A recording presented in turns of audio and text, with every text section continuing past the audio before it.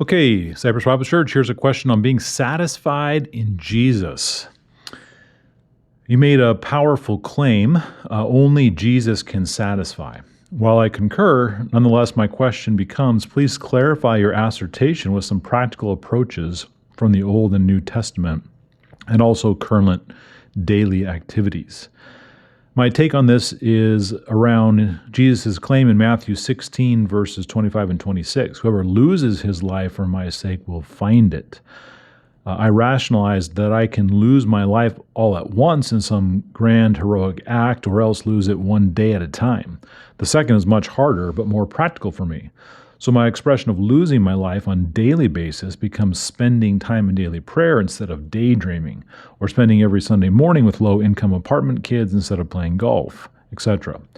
Voluntary giving and surrendering to Him my best and giving it first, money, talents, time, or my will, is how I have found my life. This works for me, but wondering if there is more that I should take into consideration. So my second question, please comment on my approach. I'm curious to hear of other approaches to being satisfied in Jesus. Okay, so the concept of being satisfied in Jesus really has to deal with these really basement level needs that we have as humans to find identity, to find worth, to find purpose and meaning in life, to be loved. I mean, these are driving all of our behaviors at a core level, whether we realize it or not.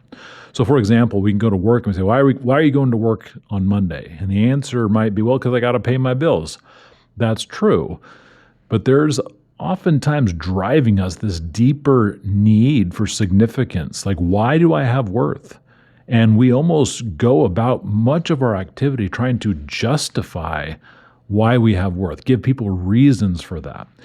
And so, which is why, by the way, we maybe overly react to some critical remark because it attacks my worth, or why we sometimes take somebody's praise or their compliments way too highly, because again, it's inflating that worth, that desperate need that we have within us to find worth and have value and meaning and purpose. And so probably the best example of this I know is of being able to be satisfied in Jesus, such that the normal ways in which you go about finding worth no longer have appeal, is Philippians chapter 3. This is Paul. Remember him, he's saying, man, if there's anybody out there who's got value and worth and a resume, something to put on your LinkedIn profile that would really be impressive, it'd be me, right? He says, I myself have reason for confidence in the flesh. If anyone thinks that he has reason for confidence in the flesh, I have more. He said, I've got the best resume of anybody, a circumcised on the 8th day of the people of Israel, of the tribe of Benjamin, the best tribe, a Hebrew of Hebrews, as to the law, a Pharisee, as to zeal, a persecutor of the church, as to righteousness under the law, blameless. But whatever gain I had, I count as loss for the sake of Christ.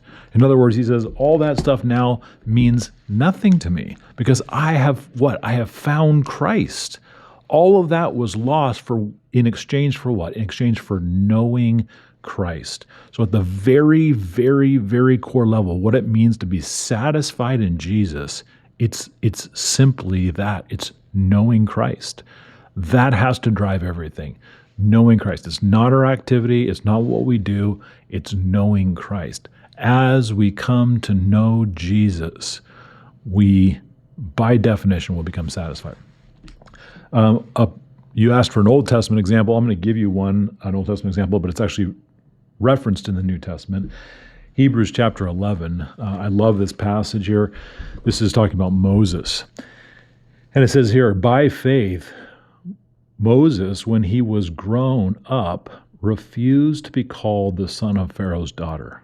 Now, we know a lot about Egyptian history, and one of the more likely attempts at identifying the queen who raised Moses was the Queen Hatshepsut. You can go visit her palace today. I mean, you want to talk about opulence? You want to talk about over-the-top affluence? I mean, Moses grew up in the palace of the king, of the richest person in the world at the time. And it says that Moses, when he had grown up, refused to be called the son of Pharaoh's daughter. Now, what would cause him to surrender all of the world's goods, everything? What would cause him to surrender that? It says, by faith, he chose rather to be mistreated with the people of God than to enjoy the fleeting pleasures of sin. Does sin have pleasure? Absolutely it does. But it's fleeting. It's fleeting pleasure. He considered that the reproach of Christ greater wealth than all the treasures of Egypt, for he was looking to the reward. The reward is Christ. He considered, I would rather know Christ and be trampled on than have all the wealth of Egypt. You see how knowing Christ really in the end is what it means to be satisfied in him. So I'd encourage, effort in that direction. To be satisfied in Jesus is to know Jesus. That's how we ultimately get satisfied. And that will spill out into all of our actions. It will spill out into the choices we make with how we use our time. It will spill out into our conversation, what we choose to talk about. But it has to begin there with knowing who Jesus is. So hopefully that's helpful.